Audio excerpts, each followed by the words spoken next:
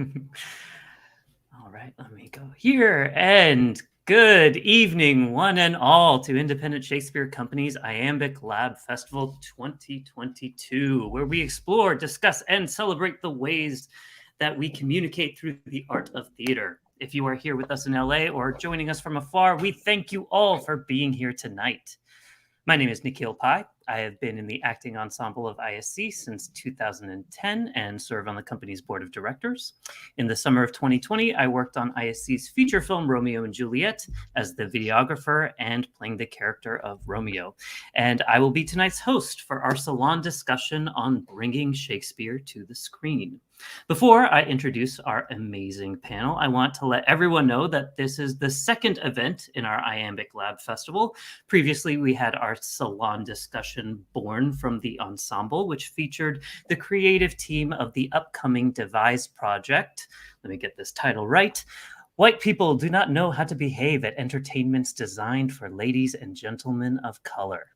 If you weren't able to attend that event, fear not. You can always check that out on ISC's YouTube channel. And yes, speaking of that, ISC does have a YouTube channel, and we'll have more incredible content coming to you. So make sure that you click that subscribe button.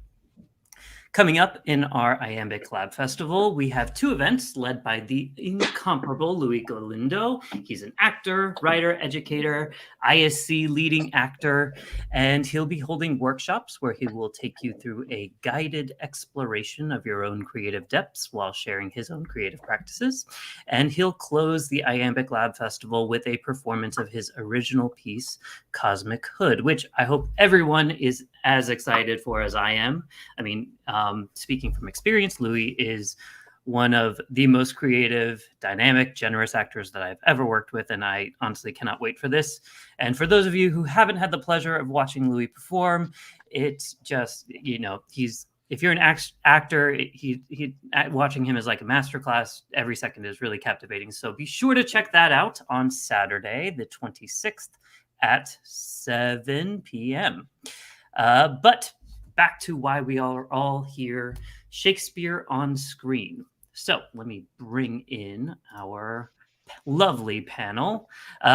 So for the past 2 years, we've been in a really challenging environment for the entertainment industry, for the live entertainment industry. Theater companies specifically have had to take some really hard left turns into how they brought their work to the public.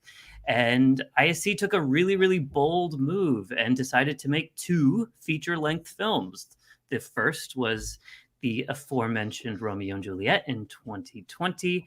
And the second one is the upcoming Live at the Porpentine, a comedy of errors, which premieres, I believe, on March 11th. And you can register for that on iscla.org. Joining me to talk about the process of bringing Shakespeare to the screen are the brilliant king of multi-hyphenates, the managing director of ISC, leading actor, director, writer, educator, composer, musician, set builder. What else, David? What else are you? I make cocktails as well. Cocktail maker. He played Friar Lawrence in Romeo and Juliet, the indelible Dr. Pinch in Live at the Porpentine, and also served as Porpentine's adapter and director, the magnificent David Melville. Claps for David. Welcome, David. Thank you. Next, we have an ISC stalwart. Not only do you know him from his performances in the Griffith Park Shakespeare Festival, the most recent being Trinculo in The Tempest, but he also is the face of ISC's pre-show. No one can get a crowd more pumped for an evening of Shakespeare than Xavi Moreno. He played the radio host in Romeo and Juliet. He did a double duty in Porpentine, playing both Romeos of Syracuse and Ephesus. Ladies and gentlemen, the amazing Xavi Moreno. And last but not least, he is the super talented man behind the curtain, or in this case, behind the camera. Longtime fan of ISC, started seeing ISC shows at the age of 8, you said, right? Just about, I think around there. Just about at the age of 8. He's a recent graduate of the Tisch School of the Arts, and in post-production for his thesis film, Dunleary. Did I pronounce that right? You did. Well done. Yes. Which he wrote and directed last summer. We are lucky and thrilled to have him as the editor of Romeo and Juliet and as the cinematographer for Porpentine, the magnificent William Lancaster. Thank you for being here. So for you all, we'll get to audience questions at the end of the hour, but first I'd like to pose a question to our lovely panel. Shakespeare plays, they're no stranger to being adapted on film. We have kind of the direct translation of plays. I'm thinking like Taming of the Shrew and Romeo and Juliet from Franco Zeffirelli, Hamlet, Much Ado About Nothing, Othello from Kenneth Branagh. Recently, we have Joel Cohen's Tragedy of Macbeth. Then we have ones that take a little bit more creative license, like Baz Luhrmann's Romeo plus Juliet. And we also get what I call like the inspired by Shakespeare movies, like West Side Story and The Lion King. So my question to you, panel, is what makes Shakespeare plays so desirable to adapt to film? Why do we do it? You don't have to pay the writer. Very well said. That's pretty true. No Mic last drop minute on that script one. changes. No last minute script changes, right? I don't know. His agent's really easy to deal with. Mm-hmm. Well, I guess it's interesting. I suppose when they first started making movies, one of the first authors that they would put up was Shakespeare, which is weird because back then they didn't have any sound, and Shakespeare's all about language. So, you know, Shakespeare is kind of the engine that keeps theatre going. He's the author that everyone's been doing for 400 years. And I suppose when things moved over to film, they wanted to see what that was like. I mean, you can sort of visually explore his world a little more through movies. But it is challenging because Shakespeare's really, you know, his intention is for his work to be on stage and to be witnessed live by an audience, and that's where it works best. It's rather challenging to put on screen, and although there are a lot of Shakespeare movies, not all of them are all that successful. I think that, you know, for my money, a lot of them, the more successful ones, are the sort of more out there adaptations, or, you know, the ones that stray, you know, they aren't really doing his text so much, like Ran or Throne of Blood. Mm-hmm. So, but it's interesting, and I think that in terms of the ones that are more successful, I think that the more serious ones do better on screen. You know, the tragedies.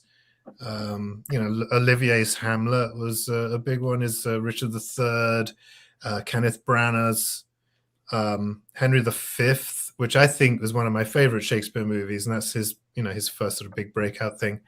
But I don't know if this is accurate or not, but I think there are probably more adaptations of the serious plays on the screen than there are of the comedies. The comedies are just harder. I mean, they're hard to do in the theatre, but they're 10 times harder on screen because, you know, you don't have the audience there feeding back.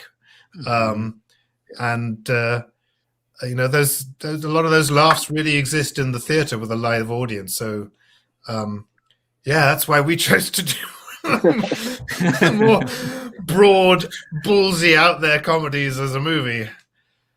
God help us.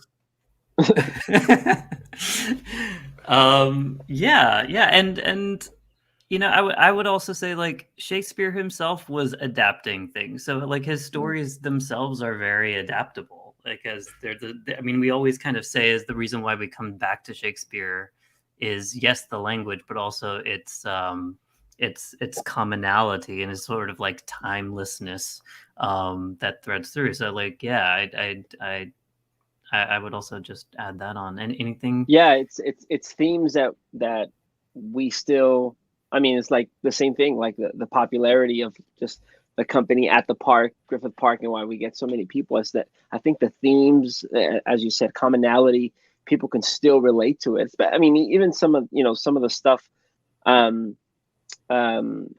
that you see, you get to understand it better. You get to replay it like 10, 15 times. And and yeah, it's Yeah. I think that also a lot of directors and writers are really drawn to Shakespeare, and are really inspired by it, and they sort of dream of making their Shakespeare movie. Like I don't know which Cohen is it who did the Macbeth recently? Joel Cohen. Joel. Yeah. You know, and then Joss Whedon did Much Ado. Much Ado About Nothing, and that for a while we had a board that was almost exclusively screenwriters who just loved Shakespeare, and that's why they wanted to be involved with independent Shakespeare companies. There's a lot of writers in LA, and I haven't met any screenwriter that says I hate Shakespeare. So they go to Shakespeare. Shakespeare's got great dramatic structure, great characters, great dialogue. He's so useful to us as artists because we can learn so much from doing his plays. As students we learn through it, but then he's also the master himself. So when producing his work on screen is almost a trial by fire. I mean, I think is it Joel Cohen? Did we say? Yeah. His Macbeth has been very well received. I think there was one a couple of years before that was not so well received. It's tricky stuff. Yeah. Yeah, I just want to move over to a question that Scott Maxwell sent. Now that we have done both R&J, a tragedy, and Comedy of Errors, a comedy, which do we find easier to do? That question I feel like is also compounded with the fact that these were like the first two movies ever done by this company. So it's like, on top of all of that, it's like Romeo and Juliet was first. So that was like I'm sure I was on the post-production side of that more, but for you guys, you were really kind of carving your own path there that you could learn from for Porpentine. So that influences it as well. Yeah, for me personally, I just feel like I was more concerned with the technical aspects of that shoot than I was the acting aspects of it, just because I had familiarity with the role for so long. But that's just for me. What about you, David? Well, just to clarify one thing, that we actually did make a Shakespeare movie before this. We did a version of Hamlet that is available on Amazon. It's from 2006. I mean, it's not. I mean, it's just like we met after we kind of recreated something on stage in this really weird sort of close way. But that wasn't really an ISC production. That was another production company that came in and did that. Romeo and Juliet was way easier. Interesting. Partly because it was very, it was hard at the time, but I think we were easier. The script that Melissa put together was much easier and more faithful to the play. So we divided it. We followed Shakespeare's structure and we stayed with the scenes. I mean, it was very heavily edited, but the scenes were long and they had a lot of very long takes. There wasn't a whole lot of editing. And there wasn't a whole lot of post-production. In fact, in terms of audio and stuff like that, what we got was, what was there. And, we were just learning as we went along, Nikhil and I, Nikhil's figuring out how to use the camera. I'm like, I got the microphone. I'm trying to do sound. And I don't know how. No, I didn't even have a boom. We would just put everyone on lavaliers, which was, a nightmare. If I'd known then what I know now, I would have just done a boom and no lavaliers. But it's full ignorance, I guess. Yeah. What was great was when we were in a scene together. Yeah. What do we do? I mean, hear that you thought that was easy, because I was just like, coming on as an editor for that, like, was tough, because that was also peak like pandemic world, and everyone was filmed separately, and many times certain like performances needed to play off of other performances that were filmed days later. So to get that to like line up and work was like, that's a challenge. That's a specific challenge to the year of 2020, or I guess the past couple of years. We were filming it right at in peak pandemic. Where it was just kind of terrifying just to be together. So that aspect of it was really quite nerve-wracking. When we shot live at the Porpentine, it was sort of June of last year, so we it was like, well, the caseload was extremely low, and I think we were much more sort of comfortable. But in terms of the production, it was more ambitious in terms of its screenplay and the amount of scenes and locations and the video effects and all that kind of thing. But Scott, to answer your question, we don't really know yet, because the public at large haven't really seen it. So it could be that it's a complete turkey, in which case Romeo and Juliet will have been a much more successful production. I mean, it is a challenge. It's a comedy, and it's doing the one thing that you should never really do. It is asking for laughs. And if you don't laugh, and we are effed. Please laugh. Please laugh is all we're asking. Oh yeah, Scott saw a preview version, I would say. When people are definitely gonna laugh. Just the trailer made me laugh, so I think like if that's any, which we will all watch the trailer, by the way, if you haven't seen it already. But next question, and this is a question for even those watching us. What is your favorite or most the adaptation that made the most impression on you? David, I think you kind of answered this of Henry V, unless you want to choose a different one. I think Melissa had a favorite adaptation, which was Throne of Blood, which is fantastic. Any other adaptations that kind of... I don't know if it's the most popular one. I mean, it probably is, but for me, it was my sort of... in school, middle school and high school, they just put you to read, right? And I think I bring it up a lot in interviews, and I hated it. Never wanted to, And one of my drama teachers in high school brought he brought John Leguizamo's Freak, like he recorded it illegally on HBO, and I was like, oh my God, there's a Latino on stage, and I was like blown away. And then right after that, he brought in Baz Luhrmann's Romeo and Juliet, and I was like, whoa, like, why don't we get to perform Shakespeare? It was like, so for me, it was like my introduction. I mean, it's where I am. It's where I am because of that today.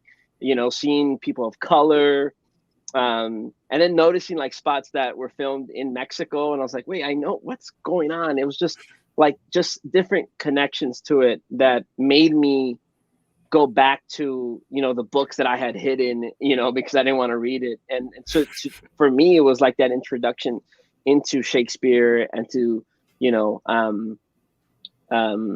his language and his plays, and then start performing them. So for me, that's one of my favorites. And I know a lot of people, probably, right, Leo, and everybody else, but to me that's one of my favorites because it introduced me, and it's got me to where I'm at today. That's awesome. I feel like I'm, to be honest, not too familiar with like a lot of Shakespeare adaptations in general, but I feel like She's the Man should have a special shout out here. Just because like I think we watched it in school, or I watched it when I was in like middle school or something, and I think a lot of the Shakespeare adaptations that I've watched, as Nikhil has put, is like a certain amount of degrees of separation is a Shakespeare adaptation, which is probably every movie, to be honest. But She's the Man, I remember being like, well, this is sort of like a 2000s rom-com, and it completely works as a 2000s rom-com, but is a faithful adaptation, of a Shakespeare play, which I think is impressive. I think I'm a huge West Side Story fan, just of the musical. I was a fan of the original, and was a huge fan of this recent one, and I was not expecting to be really. But I was blown away by that, and I remember like even that was it took me a while. I was late to the game to connect the dots between that being Romeo and Juliet. I think one day it like hit me that was Romeo and Juliet, or we were reading it in 9th grade, and I was like, wait, this must be adapted from West Side Story, and so I think that's pretty cool. And though I'm not too familiar, like I watched Romeo plus Juliet growing up. My grandpa is in it, and I feel like that has sort of like tied me a little bit to that movie. That's right. Yeah, and so that I just your mum played his part in our version. Yes, yeah. My mom then played Montague in ISC's Romeo and Juliet. So full circle there. I'm like, no matter what I do, I have a bloodline connected to screen adaptations of Romeo and Juliet. And that was cool because that's like a very cinematic movie. I mean, it is really like, it's Baz Luhrmann. It's like so over the top and theatrical, but like his adaptation could have only happened on screen. Like there's insane editing things going on and music. And I mean, he works in extremes. So I thought that was cool. Like the opening of that movie, is stamped in my brain. I'm going to date myself because when I was at school, the Romeo and Juliet we watched was Zeffirelli's. Yes. And I would say I do love Henry V, Brandon's Henry V, but I think one of the most successful just straight film adaptations of a Shakespeare play is Lawrence Fishburne's Othello. I really like that. But as a rule, I don't really watch Shakespeare on film just because it gets stuck in my head and I can't think about it any other way. Like the first time we did Macbeth, back when I was allowed to play Macbeth. Is someone like keeping you from it now? Like, you have to see my Macbeth to see why I'm not allowed to play it anymore. It's really bad. I watched there's a film of who is it? It's Judi Dench and what's his name? Ian McKellen, and they're so great. And I just couldn't get Ian McKellen's voice out of my head. And whenever I was playing, it came on, I was doing the Ian McKellen impression, and I figured after then that it's not a good idea for me to watch Shakespeare films in preparation for a role, because I just get too impressed with the actor that I'm watching, and I just end up copying them rather than trying to find my own thing. Yeah, that's also like speaks to like the sort of durability of film, I think, because there is a sort of ephemerality that happens with the theater, that because it's live, because it changes from performance to performance to a certain degree depending on the day and stuff like that, that not one performance is sort of set in stone, but in film, like they're choosing which take that they want to be like cemented in history as this particular actor's take on this role. So fantastic. I also watched Zeffirelli's in high school, and I think when we were reading Romeo and Juliet, we watched Zeffirelli and the Baz Luhrmann version. Yeah, same. We watched that one in middle school, and West Side Story too. Yeah. Just to like make this comparison sort of thing. Great. Go ahead. I had actually watched, and I never made the connection. I had actually watched Mario Moreno Cantinflas, who's this Mexican actor. He did I don't even know when this was filmed, but it was Romeo y Juliet, and it doesn't really have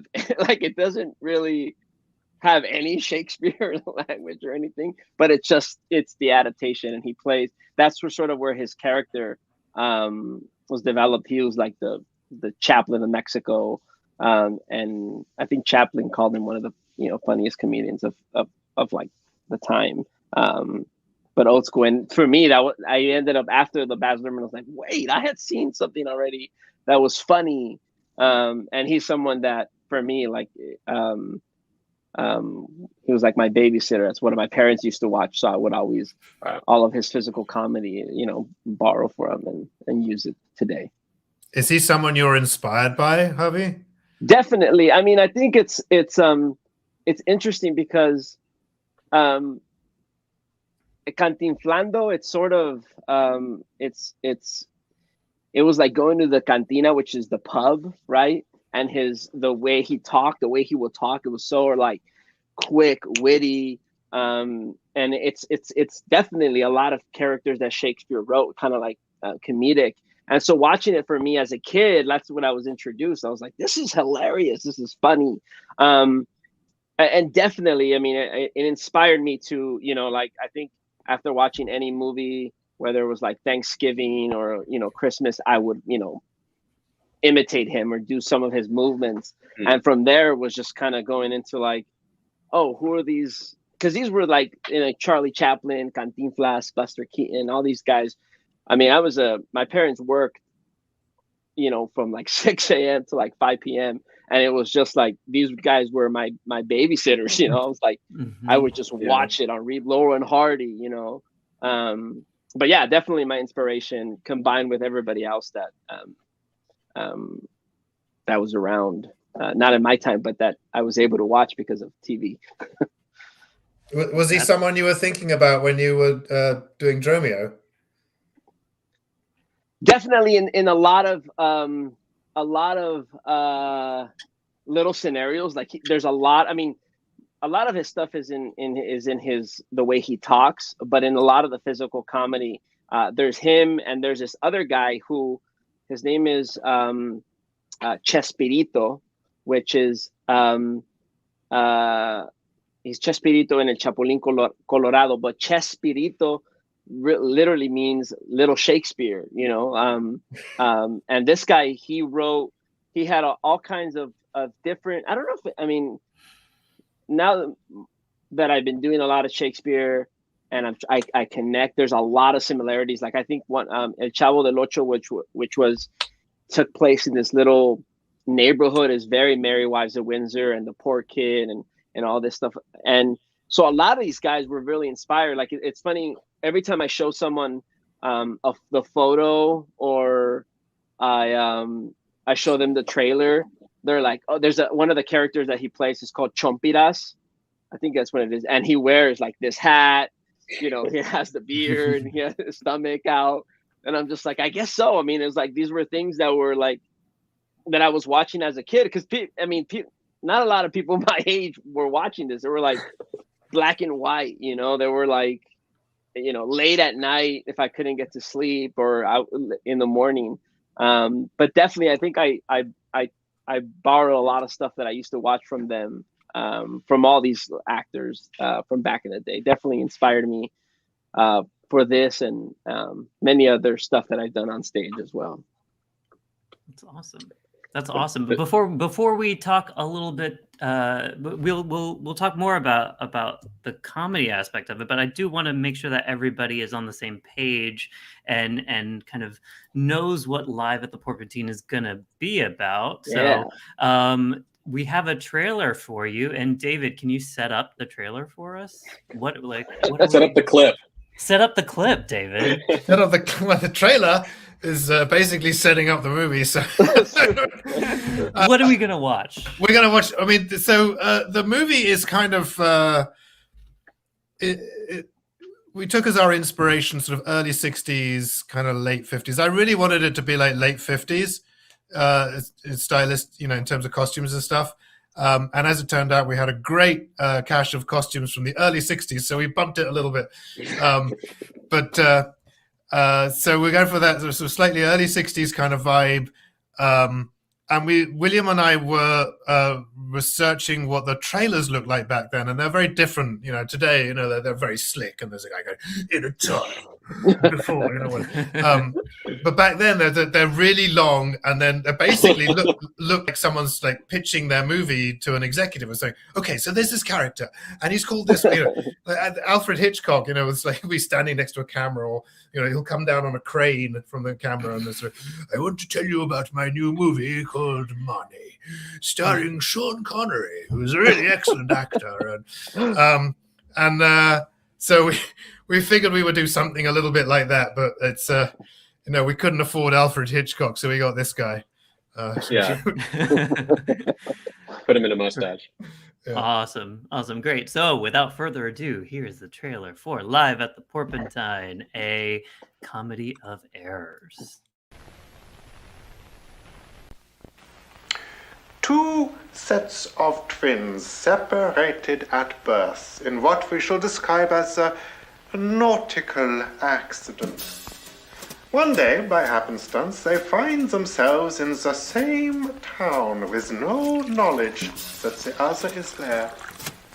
What do you think might happen? They say this town is full of cousinage, dark-working sorcerers that change the mind, soul-killing witches that deform the body. If it proves so, I'll be gone the sooner. How darely would it touch thee to the quick, shouldst thou but hear I were licentious? Thy mistress, Marks? What mistress, fool, hast thou? Your worship's wife. What art thou that keeps me out of the house I own? The porter for this time, sir, and my name is Dromio. Oh, villain! You receive no gold of me? Your mistress sent to have me home to dinner? A story so strange you might think that it could exist only in Shakespeare. A tale so crazy it could happen only on the stage. Which in a way, it did. Because it all went down. Live at the Porpentine, a comedy of errors, starring Brent Charles, or is it Brent Charles, and Xavi Moreno, squared. Bukola Ogunmola, Kareni Mekertichin, and Erica Soto in a performance you won't want to miss. Somewhere deep inside you wonder where do you belong? And introducing Mel. It's all happening live at the Porpentine.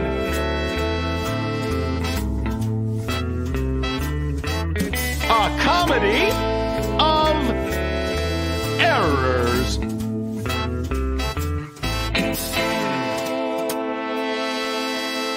Just what the doctor ordered.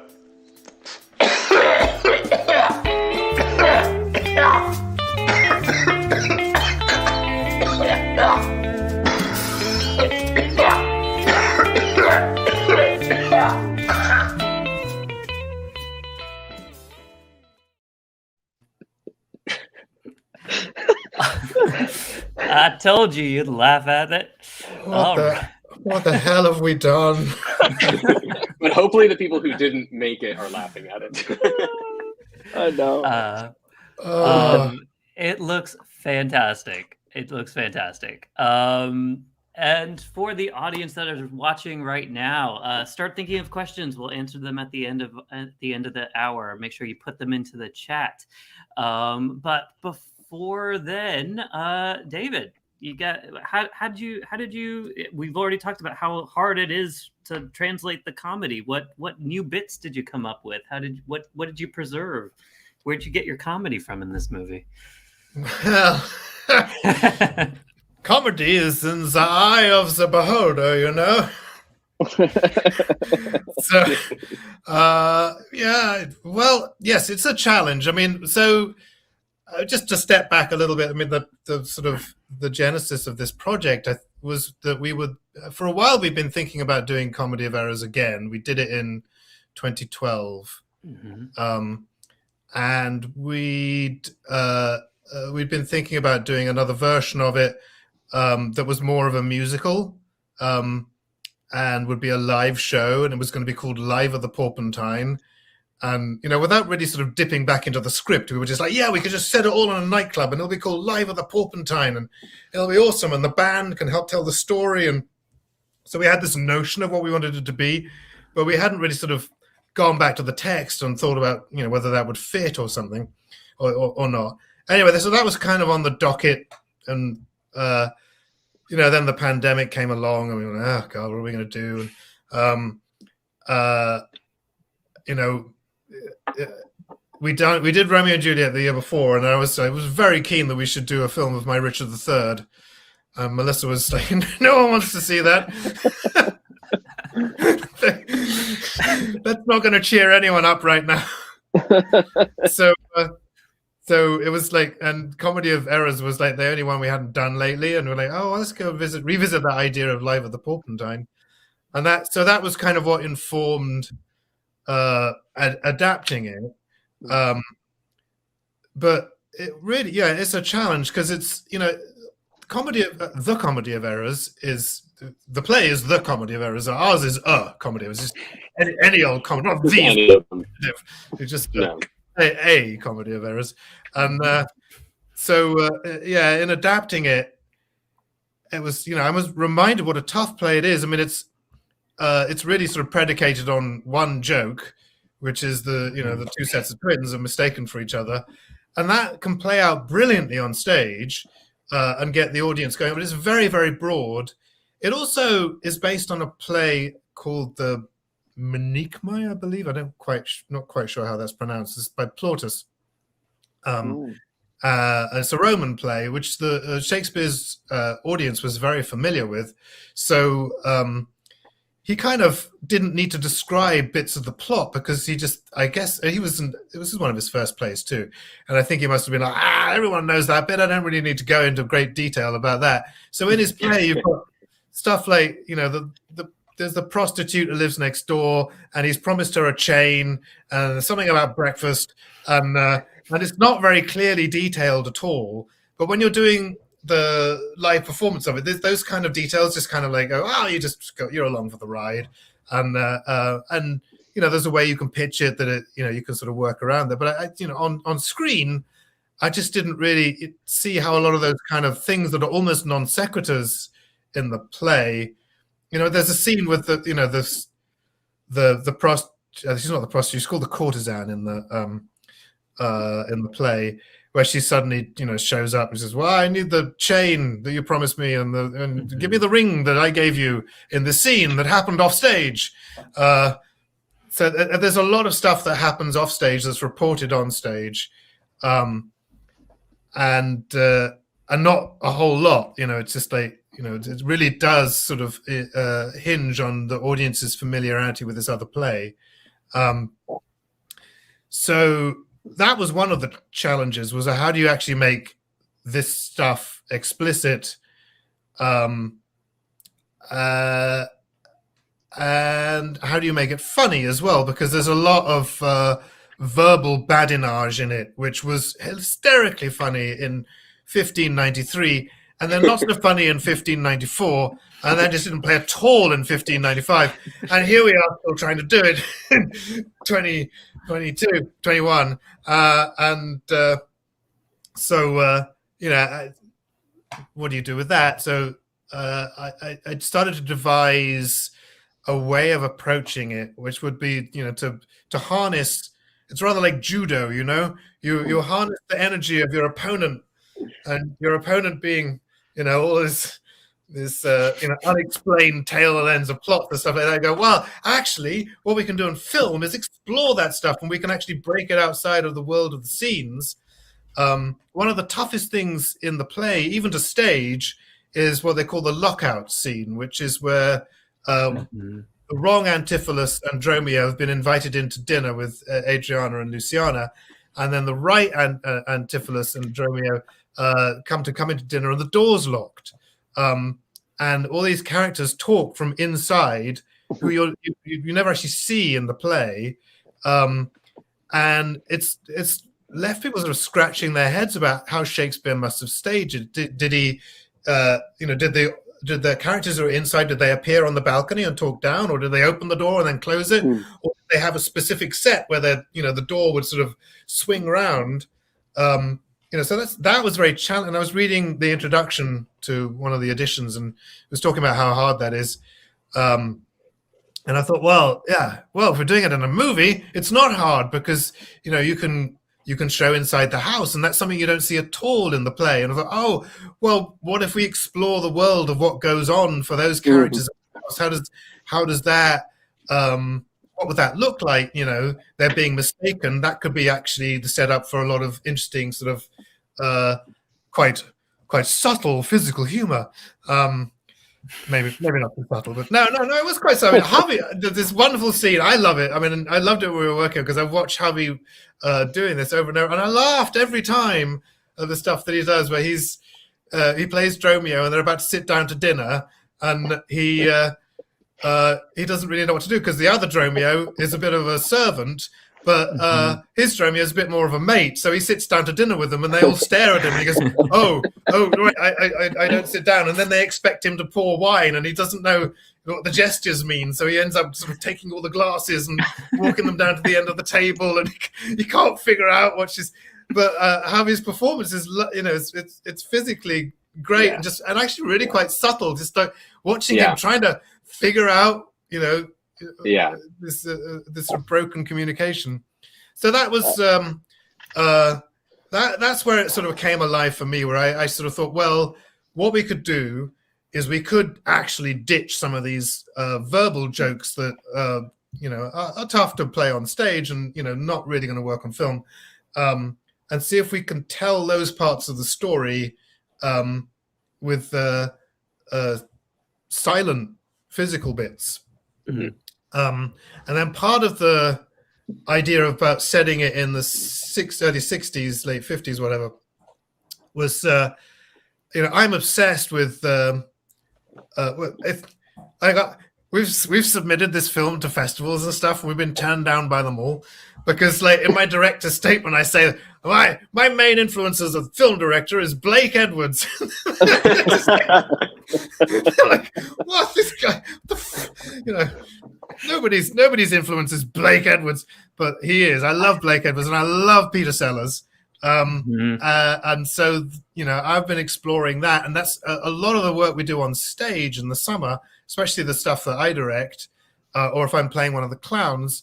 I'm very influenced by that, and so in learning a bit more about that, I learned that a lot of the Pink Panther stuff and some of the other films that they worked on together, they were really trying to reconnect with the early days of cinema, and very inspired by Chaplin and Buster Keaton and Harold Lloyd and all those guys. So in the Pink Panther movies, there are a lot of these sort of physical comedy beats that. So I thought this play could have a sort of similar kind of sort of tone to that, to a Blake Edwards 60s movie that's referencing Charlie Chaplin and Keaton and all those guys. And then I started sort of researching a bit more about those early silents, and I was really kind of blown away because it's like, oh my God, this is our heritage here in LA.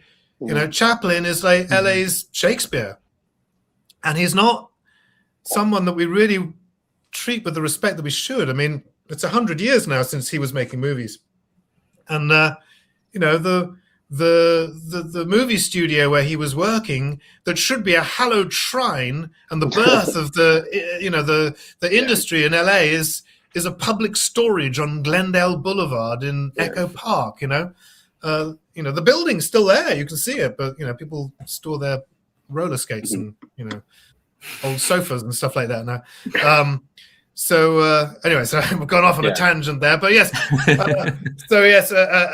So definitely wanted to stay. So that ultimately it was like, we really want to keep Shakespeare's language as much as possible, but then where we can go off road, rather than writing our own scenes, we'll traverse that land in physical comedy beats. There's a lot more of it in the first half. Once the play kind of the momentum of the play takes over, then Shakespeare's language kind of comes to the fore more. And then there's some guys just can't do it, and they just end up making their own lines up. Can't help them really, but Yeah. Javi, how was it playing two characters? I know you played Romeo in the Park because I saw that in 2012, and you played one of the Dromios, right? No, Richard. I played that year. I played Balthazar. That's right. Balthazar? Right. So you hadn't played? No. Oh, so how was it playing two characters? It was crazy. I mean, so much fun. I mean, I think it was crazy too because we started, just a little going back. We started filming on one of like the hottest days in LA, and I was wearing like, I think my costume had all these layers, and I was just thinking about just one character. I mean, it was like even where we were filming it, like just walking up the hill where we usually are at, when we do the festival. But just then later on, I think that day or a couple of days, it's like in the moment, right? It's like, oh, now we have to do the other character, and what's that going to be like, right? It's like the hair, and we had to do that. Like I had to like check. It's usually like, and I do that a lot, like in terms of just, I think I usually at the park, I play multiple characters. I mean, last year I played Trinculo and, oh my God, I forgot his name. The other guy. I forgot his name. Oh my God. But it's usually introduction. Sorry. These other characters, and I'm always having to, I always like have the script because I don't want to mess up. And I think I had to do this a lot with this. I was like making sure because they wear similar costumes, but one has hair, one has glasses, one doesn't.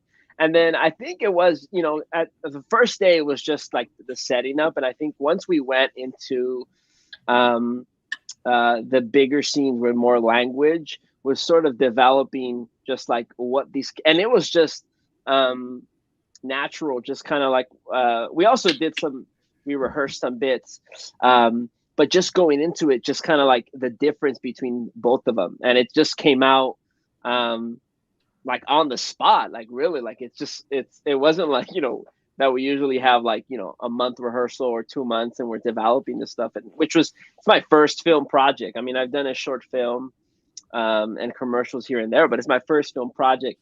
So just, it was like, okay, I gotta get up to speed with this and just kind of, like hoping like in 3 shots, 4 shots, we can do this stuff. And I think that working with, a company, working with David, who we've always been, just the way that the stuff that we do on stage and just kind of let it play out for film was allowed us to really play, the characters and go into the physical comedy and just find it. It was very hard. I think it was one of the hardest things I've ever done, but so much fun. And we had so much support. I mean, the entire team, staff, cast, sort of backing up each other. Like sometimes like, wait, that character, you're not supposed to wear a hat. And we're like, was he wearing a hat? Yes, no. Yeah. It's like stuff like that. It's like, you don't need a hair, and it was like different things. I mean, it's literally, and it's like the little things. And I do that sometimes on stage where it's like, oh, it's it's like this one wears glasses, or I think one Dromio had socks all the way to the top. The other one had socks down. They both wear shorts, but one has a tank top with a jacket. The other one has the vest, polo shirt, and a jacket, hair, glasses. And it was like those little things. Like it was like, trying to find, and I think even within that, just looking at the,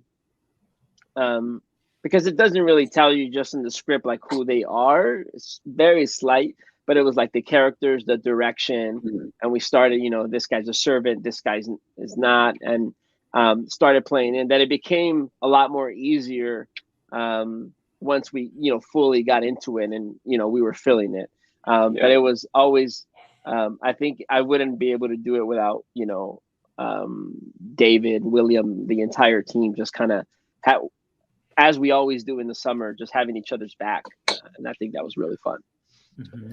I was just going to say, I'm glad someone was keeping track of what was wearing who, because I surely was not. I was like, and it got to a point, I mean, it's such a testament to, Javi, your performance in this, and Brent as well. Like, I think eventually halfway through the shoot, I was just sort of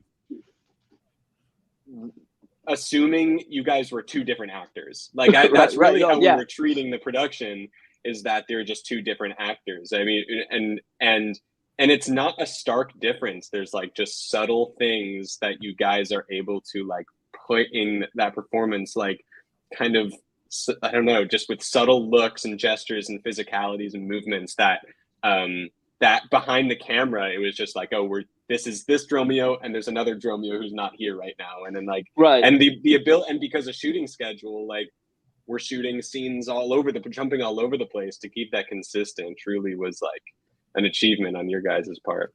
Yeah. And it also was like, you can't, like, I was like, which one is Ephesus? Which one is Syracuse? Yeah. And then I could like look out, if I was like, in my, waiting, I could look out and look what Brent is doing. But he, sometimes he's playing the other character. Yeah. And we're just like, so wait, which one? So it was in Live at the Porpentine, a comedy of errors. We had a comedy of errors backstage, because it was just kind of not backstage, what behind the scenes. Just trying to figure out what we were doing. Oh, the other guy too had suspenders, so it was like those little things. Oh, and boxers. I still worry that we got one of them wrong. I know. When I was watching it, I was like, there's gonna be one thing that it's like, wait, who? There was only one really big cock up, which was we were really pressed for time when we'd done this scene, and we're like, okay, moving on. You go, wait a minute, aren't I supposed to have the chain in that bit? You go, you didn't have the chain? So it was so much to ask. We had a skeleton crew, so we really needed a continuity person. Everyone was pitching in. I think Carolina was, for the most part, doing her best, but she was wearing like umpteen other hats. So it's funny how continuity was really like kind of swept under the rug the whole time for a while, and somehow we managed to like make it out. I agree. Whenever I watch it, I'm waiting for that scene for the wrong Dromio to be like, what is he doing? When I saw a little bit of it, I mean, I thought you guys, it was very, very clear on my end, who you were at what time. So I think you guys, I didn't see anything. Sometimes when we were at the end, maybe I was driving home or David's like, yeah, I like it. This is good. I was like, I think I did the other character, like in the style. I mean, because we really started. And it's interesting. I mean, like I said, it was the first film. So just like the breakout of just like, I think we did some scenes that are at the end of the movie, first couple days, or, it was a mix, it was like really interesting. And just like as we were going along, this relation, one of them, the relationship with Luce, but the other one doesn't. And then, and that stuff. And then I was like, okay, so this character is more, he's cool. But then, so at the end, I would always be like, I think I did a completely different character. I don't know what happened. Mm-hmm. Before I get to audience questions, William. So in the theater, we usually have like two actors playing the Dromios and two actors playing, and usually that's how you look alike. Yeah, they look alike or they dress alike or something. But you can actually have people who look identical. But there is this moment. There are a couple of moments in there where they have to share the screen. So like, how'd you make that magic happen? Yeah, on the screen. Yeah, absolutely. I think we didn't for a while. I think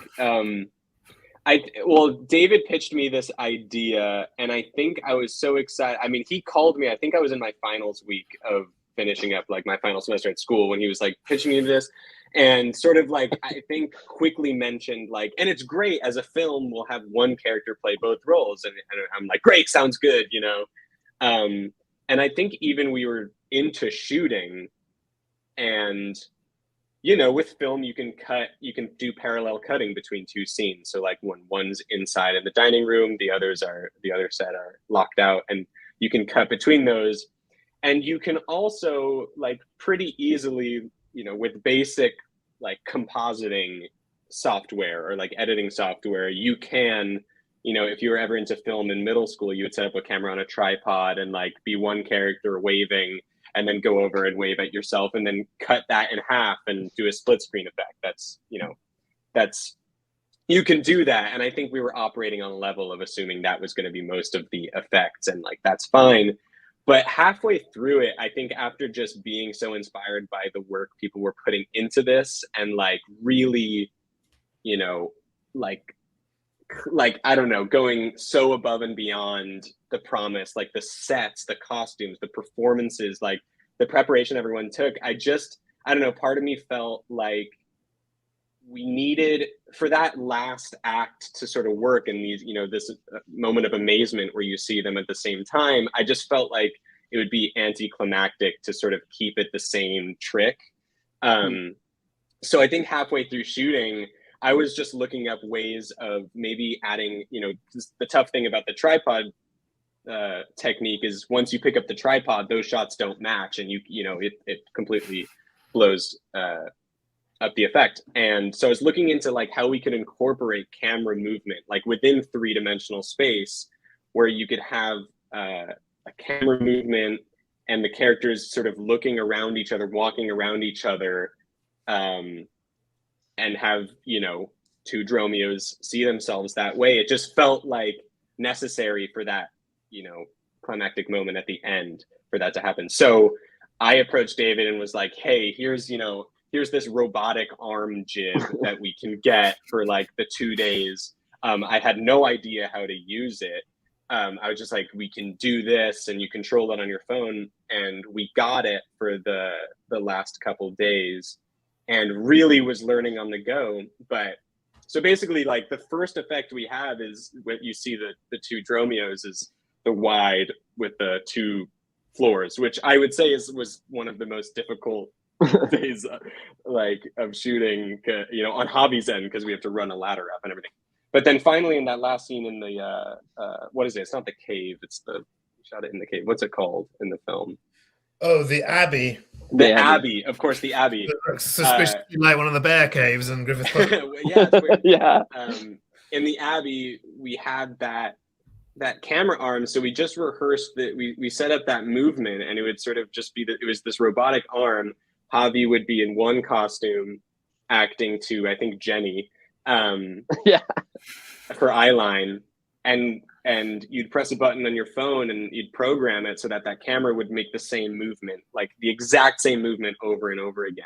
And we'd get a few takes, we'd still roll, camera would go back to first position, Javi would run, quickly change into his other outfit, change his hair and everything. And then he would finish the camera move. So he would start on nobody, and then the camera would move down to him. And truly did not know it was going to work. And I think I literally like on our wrap day went on the computer and you cut up you stack those layers together, cut it around and sort of like animate the cut. And, you have to mask around the Javi going in the foreground and all that. And it worked. And that was like a really, really, truly satisfying moment. Cause it just, after watching the whole show, I think that the show deserved to have, a little bit of like an elevated level of visual effects or cool tricks like that. It wasn't just the same lateral tripod shot of these two looking at each other. So that was really exciting. That was really fun to do. I'm surprised David let me do that. It William, looks amazing. When we started, because we were very pleased with it. I think Romeo and Juliet looked great for what we could do on our own in the studio. And, we definitely knew because we had a little bit more time, that we could do something a little bit more ambitious, but I never imagined that it was going to, be so fully like a feature film, in the way, and it was really a credit to William, who was just like pushed for, he's like, well, yeah, you could do it with that camera, or you could use one of these, and what's more, if you got two of them. Yeah. And okay, and yeah, sound is really important. You should really have somebody who knows what they're doing. Don't do it yourself and try and direct. And, yeah, I think that was an act. That's going to cost more money. And then Anne, who did the costumes, was, I think, the other element that just like really sort of raised the production. Because we were just thinking, well, what can we do that we can pull from our store of costumes or whatever, and she wasn't really having any of that. She found a way around. It's very expensive and time consuming to do hair for everybody, and but she managed to find a wig for pretty much everyone, and did a wig every day. I think like 3 wigs per person. Yeah, and it was it saved so much time, and it looks great, and was complete shout out to Harry on sound, by the way. I think, and again, like I said, I was totally game to do it. I was excited to do it, but I come from student filmmaking, which a lot of the times you show up on set and it's everybody's first time looking at the script. That day, the first day of shooting, you're in a white apartment, with no lights, and you're just trying to figure it out. To walk into the studio on our first day of like prep, and you guys were building the club, like the wall, the club was there. You were building the dining room set, like there was all this stuff, of course, because you're a theater company, but I didn't realize like how much thought was going to be put into the sets and the costumes. And I think that then bled its way into our shooting style, and like trying to keep things, like Buster Keaton or Charlie Chaplin, or, I think Jackie Chan does this. It's like, just keep it in a wide, and I think our approach was always, as long as we can keep it in the master wide, the better, because it just makes it fun. It makes the physical comedy funnier, and you're able to really take in all the work that people had been doing, and Henson Studios, which was like super trippy to work at. The historic Charlie Chaplin Studios just felt so right, and like I felt like if you were to make this and like really cutty or choppy and like make it overly filmic and like do so many cuts and like cover all this coverage, you would lose the performance aspect of it. You'd lose the sort of theatrics of it. So I think that absolute, like walking into that first day, it was like super exciting because we could really see everything and all the work people put in. Yeah. We are running a little short on time, so I do want to get to some of these questions. I'm going to combine a couple of these questions because they're kind of similar. So the first one is from Janice. What's acting like in film? Is it more like the studio, or rather than Griffith Park, just because it needs to be broader in Griffith Park? So if you can talk a little bit about that, and additionally to that, I'm going to also like bring in Sabrina's in here for like what's it like having to wait so long for an audience to see it right now.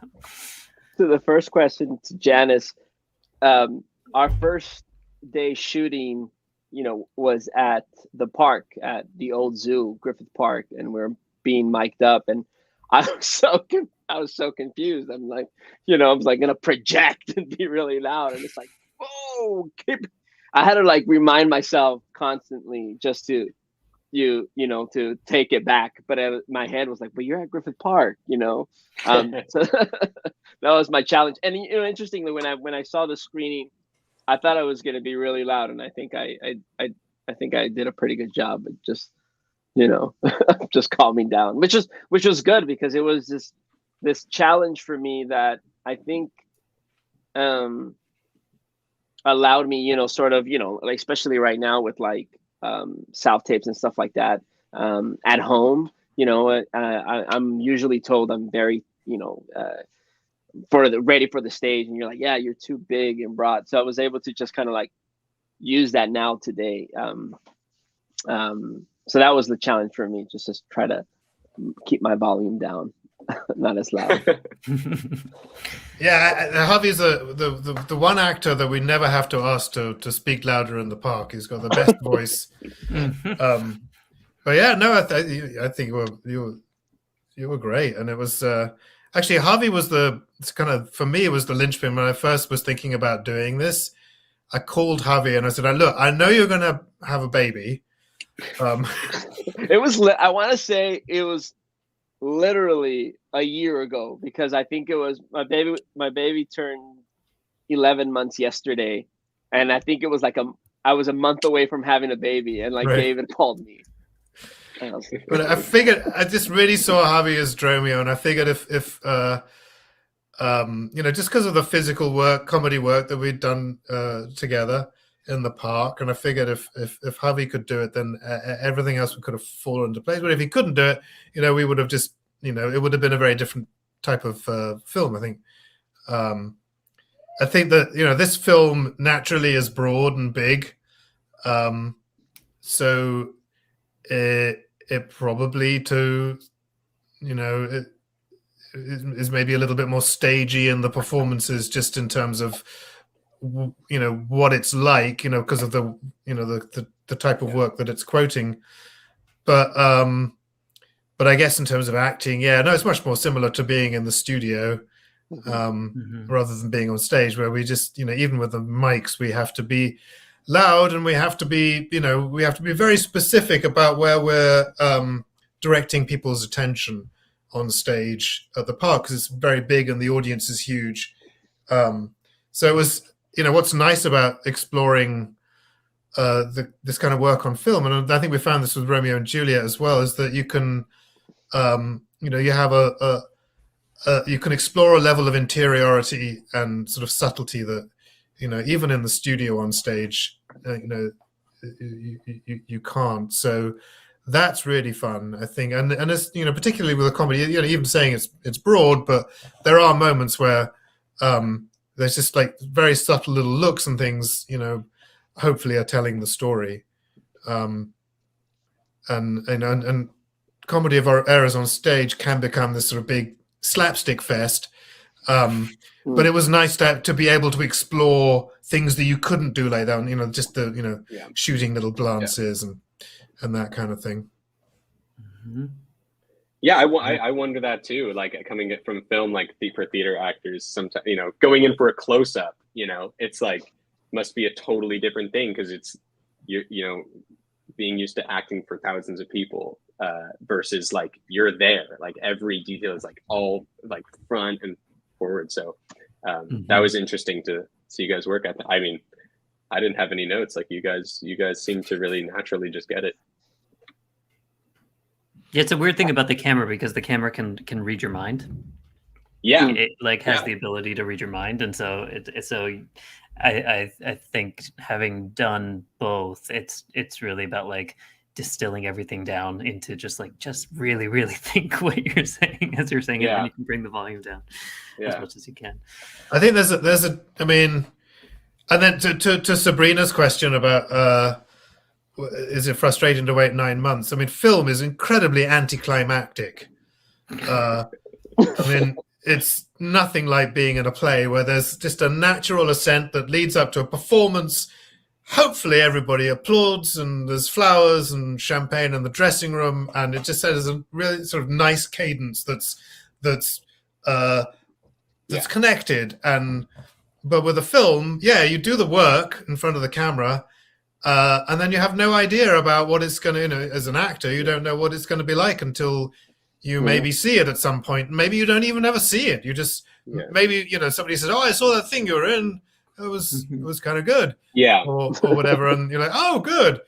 But it's nothing like being on stage and having that immediate connection with people. So it's a very poor second in that respect. Did you have a rehearsal process for this?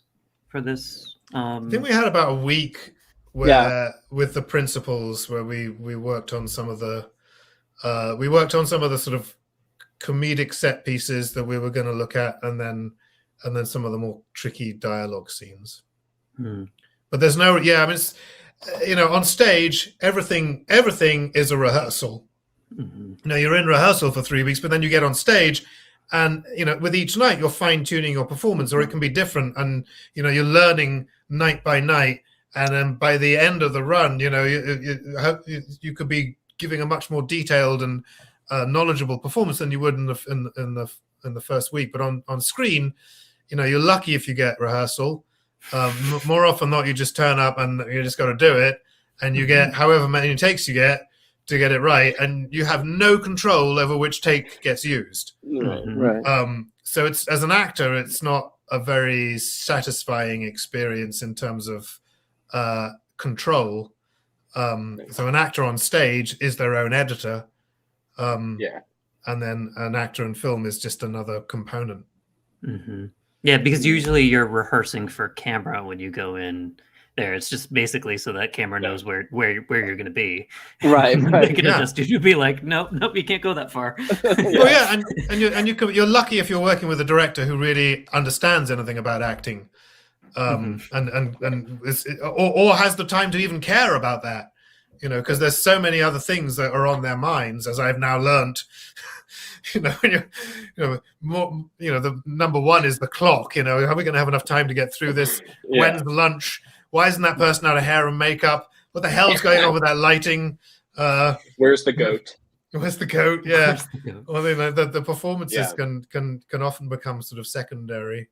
What were you saying about the trash can that kept moving? One of the errors. Oh no, we were hoping people wouldn't know about that. Now they're, oh dear.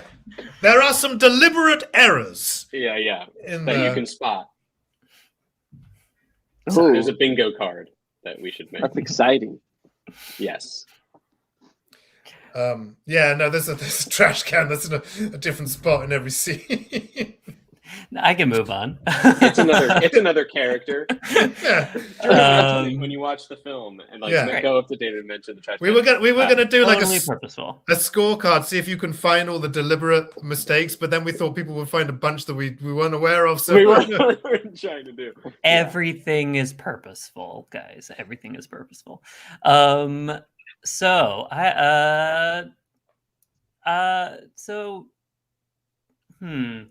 So it seems like ISC is in the movie making business. I have a couple of comments like that. Like T says, "Do you think you'll incorporate film streamed ISC works permanently? Is this going to become a hard no on that?" I think this was something that we got to do because of the pandemic. We are a live entertainment company. That's what we love to do. I've really enjoyed it. I loved it. I would love to work on another movie, but I don't really see it as a viable business proposition for ISC to, unless Netflix was suddenly going to say, well, here's $100 million, go make a series of Shakespeare movies. Well, of course, that would be great. But no, I think in terms of what we do, it's going to be, we'll be doing back to live performances, but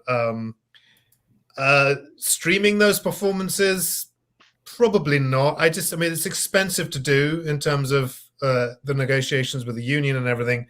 And I just don't think that, we're not the National Theatre or, any of those sort of big starry places where there's a big demand for them. And we want people to come and see our work live. But having said all that, we now have skills that we didn't have before, and it would be interesting to see how we could incorporate that every now and again in something. But I don't see that as being like a change of direction for the company. Although a couple of people asked if there was going to be a movie of Red Barn. I was just about to get there. Oh, okay. Yeah, which for people who don't know, that was a musical that Melissa and I co-wrote, and we did a sort of workshop performance of it in the 2012, and there's been a couple of sort of iterations of it since. And it is indeed being developed as a movie, not by ISC. We're working with Vanishing Angle, Matt Miller at Vanishing Angle and Kelly King at Ink Films. And yeah, it's it's at a sort of fairly advanced stage of trying to get it together. There was almost a production that got going in the UK right before the pandemic hit. And then we've been talking, we've been looking at maybe filming it in Ireland. I was in Ireland last year, talking to producers over there and looking at locations and stuff. So it would be great if it could happen, but it's one of the nice things about the theater is that you pick a date and then you advertise it, and then you've got to do it. And in the movies, there's like everything is movable, so something that you think you're going to start a year from now, sometimes it can take a decade or maybe never even happen. So, but we can dream. So audience members, keep those questions coming. They're great.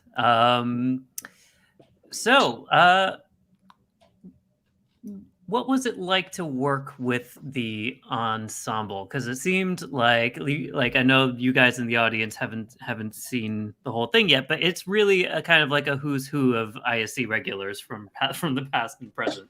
So it was really like joyous to see all of these ISC ensemble members. So I'd like to hear you guys talk a little bit about who you worked with and how amazing they are.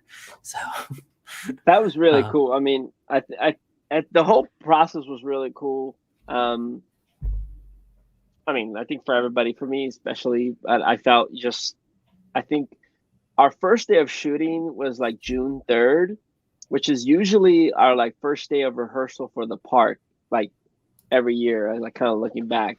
So it was just kind of like, especially since we weren't in the park in 2020, just being there was really cool. And then just seeing, as Scott mentioned, Louis, Andre, who moved to Texas, having them, Erwin, so many people just coming, and even meeting, there was somebody else that was in the bar, drunk, who was an old school ISC member. Dave, is his name David also? David Schwartz, yeah. Yeah, David Schwartz. So it was a lot of fun. I mean, I think a lot of fun seeing everybody. As David mentioned, we were, I don't even remember the numbers, but we were very low.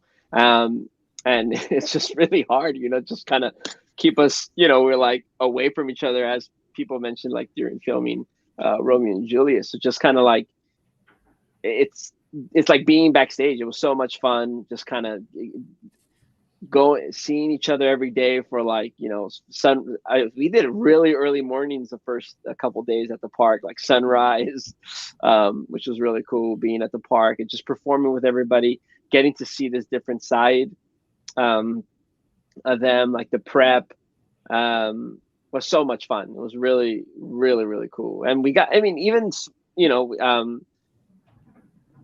there were some parts that we weren't even around, like that, I think I was only missed one day of shooting. And then seeing like people like, that what they did. Because sometimes like when we're on stage, we don't really get to see what's being performed, we'll go backstage. And so to see in the screenings that we've seen, to see some, your fellow actors perform. I haven't had that feeling since we did Hamlet in the studio when we were on the sides, and got to see, your fellow actors like performing, which was really cool for me. I really love being a part of this process, because, watching them as they're being acted at a different angle and you're just delivering the lines to what we did, to seeing it when we were screening and just like, oh my God, this is so much fun. It was a lot of fun. Yeah, it was nice to be able to work with, I think pretty much everybody in the film was someone that we'd worked with before and were really sort of part of the ensemble, with the exception of Mel. I don't know if I don't know if I'm ever going to find a part for Mel again. We can hope. Mel was the goat. Mm-hmm. Although we have a lot of goat stands out there right now. We got people wanting where's the goat t-shirt. Mel awesome, and he was the very... goat will eat your script. Yeah. Costume, yeah. snacks. So props. Cute. But he was the great. Goat will do what the goat wants to do, and it's like, I think that's a good lesson to know if you're going to work with actors in the movie business, you know. Exactly. I think that was my experience. Is like working with Mal was like a good experience. It's like for the future, if I ever get to work with like a huge celebrity, you know. Like, yeah, he definitely was like working with the big name. Yeah, exactly. But it was nice. I mean, it was a nice balance of people, and we had some, you know, sort of relatively newer ensemble members and leads, like Brent is basically doing the lion's share of it. I think Brent was playing the Cantinflas and very dedicated to, you know, keeping them separate when actually sort of be, you know, the two Cantinflas, and one of them was really nice, and the other one,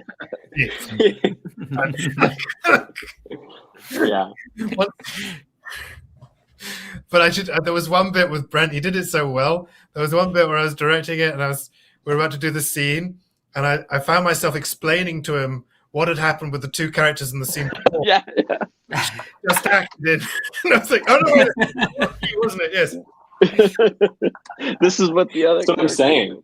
That's what I'm saying. But Bacola, who everyone knows is my best friend. Yeah. Yeah. And Carney is amazing as Luciana. And then I think the Richard Azurdia is just fantastic.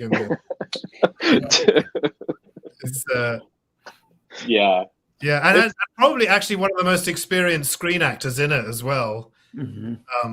So you know, very handy. All of the stuff that he did was just, you know, it just cuts really well in. So most of us are just, you know, we work mostly on stage, but I think of all of us, Richard probably works the most on screen, or maybe Tonya.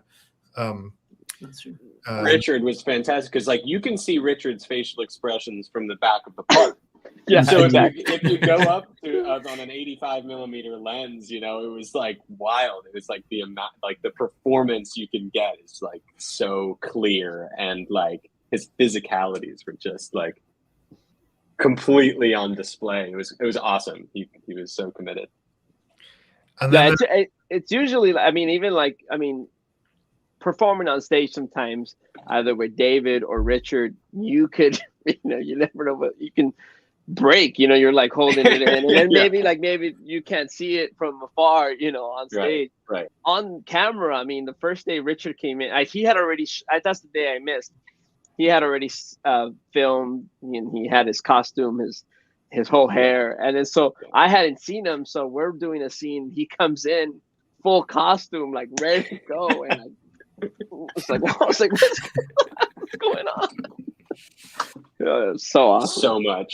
And that's one of the cool things too, is that I think, especially with the physical comedy, it's a lot of the things that we do at the park. Like, we do a lot of these things, like a lot of these fun bits at the park, and sometimes, you know, it's like that maybe you won't be like, we're always like, it's some, you know, maybe you'll hear a big, you know, applause or laugh on stage, but to see it, you know, especially like the scene that Dave was talking about earlier about the dinner scene.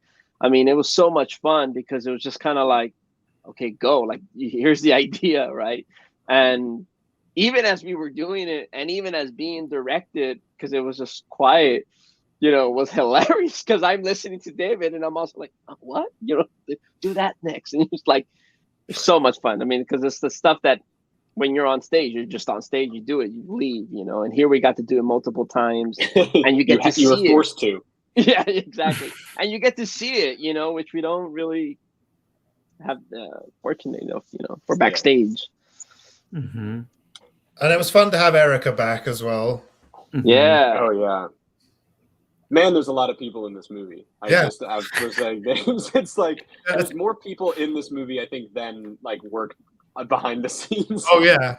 Oh, yeah, the credits are a bit embarrassing because there's all this cast and there's only like 8 people in the. But, no, at one point, William turned to me and said, "You know, your first film, you're really just supposed to a few characters in a house. You're not like supposed to do visual effects, and it's a musical." Like, there's 8 like original musical numbers, a band, a goat. You know, it's like 30 location shots. Like, and that was just the other cool thing, that it was majority of those locations were in the studio. I mean, that was really cool. Like just jail, hallway, right, kitchen, dinner, the club, the outs. I mean, it was. I mean, just seeing it. I remember just being when they were setting up the dinner scene and just looking at it. I mean, that's where we rehearse, right? That's where we've done shows in the past. So just looking at it like this on the monitor, you're like, well, you know, just gets you pumped. It gets you excited. Yeah.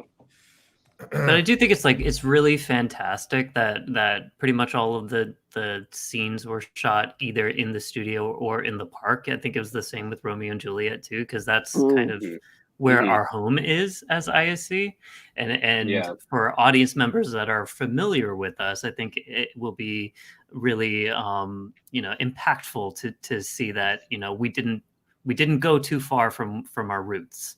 When we were actually filming this, because this is actually very close to our hearts, and like this is where we live.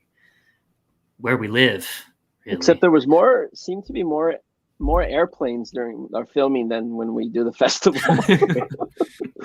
I was like, did they want to? It's crazy. And also, I never realized how many, like during the day, to whatever, like. I mean, we usually at night we see the people there because we're there, but like how many people are in the morning at Griffith Park? Yeah. Or and things like that were happening. Yeah. And when you're doing a live show, theater, like a coyote or a plane or a helicopter or something, that's part of it, whatever, that's it's like tough when you're making a movie. It's harder to, there's a few things like that are harder to let go when you're watching it in a movie theater and you're like, there's a helicopter going through this. Like you can't, you can't justify those things. Mm-hmm. Yes. A lot of helicopters.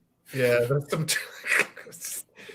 hold for the helicopter. I don't know. It's funny when we were working at Chaplin Studios. It's like everything was yeah. Okay. Well, no wonder he made silent movies. Yeah. Exactly. We were like, how did they make movies here? Yeah, it's like, how does anybody make movies? Terrible place to build a movie studio. It's really a perfect place for a silent movie theater. Like, a perfect location for silent movie. Or you would just have to do everything in ADR, just film everything. Right. Yeah. There are a couple of scenes that are completely ADR now. Yeah. Well, great. We're coming up to the end of our salon series. Is there any more questions from the audience that you want to get in before we end up, or any more comments from you guys about what you? I'm interested. T earlier was saying a version of Taming of the Shrew called, what is it called? Something Deliver Us from Eva. Oh, Deliver Us from Eva. I've never heard of that. That sounds really cool. I've heard of that, but I don't. Let me see if it's the same one. Oh, I think I remember this film. Gabrielle Union's in it. Yeah, I think I distinctly remember the cover of this film, but I never saw it. But... LL Cool J. Wow, I didn't even know that was. Okay. I got to check that out. I think I've seen it, but I just didn't make the connection. Well, anyway, it would be really great if people could subscribe to our YouTube channel. Yes. Yeah. If you're watching this and you've made it all the way through, please subscribe to our YouTube channel. If you're watching this and you've made it all the way through, you probably have already subscribed to our YouTube channel. If you've made it this far, I promise subscribing will bring you a lot into it'll do a lot for you. We need 1,000 subscribers before YouTube will take us seriously, and I think we've only got 350 so far. We're on our way. Yeah. I'm really excited to screen this thing with people. Like you said, David, with film, it can often feel like that feeling of community, of watching this thing all together is a bit lacking or more isolated. Even the trailer, like you just hear, oh, it's up, it's live. And I'm like alone, and watching it on my computer. That I'm really excited. Everyone in this film, everyone who worked on this film put so much into it. I hope we're able to do some screenings, and like for anybody watching at home, like get your friends together and like watch this thing. I think it's great with a crowd. I think hopefully we're going to try and do a screening in the park at some point this year. So we'll see. I don't know whether that was part of our season or maybe we'll do it once they started to get the stage is moving ahead in construction. Maybe if they'll let us put it up we could put a screen up on the fence. I will let, do you think, David, people seem to want more. Do you think you'll do another one? Another Shakespeare film? I have to say, I'd like to do, if I work on another film as a director, I would like to do one that's not written by Shakespeare. But if we were to make another Shakespeare movie, it's got to be Richard III. I was going to say, this is a great way to end a Shakespeare on film discussion and be like, I don't think I'm going to make another Shakespeare. I mean, it doesn't really work, does it? It totally works. And for you all, I can't wait to see Live at the Porpentine, a comedy of errors. For all of you, as a reminder, it premieres on March 11th and runs till the 20th. It is free, but you do have to register, and you can do that at iscla.org. We got a couple of comments saying, yes, we are overdue for another Richard III. Lots of Richard III stands out there as well. Wow. Right. So subscribe. You do. Subscribe. And not only subscribe at our YouTube channel, but make sure that you donate here at Independent Shakespeare Company. We make all of our programming free, like Iambic Lab, like the Griffith Park Free Shakespeare Festival, so that everyone can have access to the arts, especially the classics like Shakespeare. Shakespeare belongs to everyone. And so if you also believe that access to the arts is a cultural right, then while you are at iscla.org registering for Live at the Porpentine, please consider making a donation. Your support makes it possible for us to bring you all of this amazing content. Just as a reminder, we have 2 more days left in Iambic Lab. Tomorrow, we have a workshop with Louis Galindo on creative submergence, and that's going to be followed by his original piece, Cosmic Hood. And you'll have another chance to catch the workshop on Sunday from 2 to 5 as well. Again, make sure you subscribe to the YouTube channel so you can keep up to date with all of our digital content. David, Javi, William, thank you so much. It was absolutely fantastic talking with you all and hearing insights on Shakespeare on screen. Thank you. And thank you for getting us stoked about Live at the Porpentine. And thank you all of you in the internet. Thank you for spending time with us and giving us such great questions. Thank you all. Thank you, Nikhil. Thank you, Nikhil.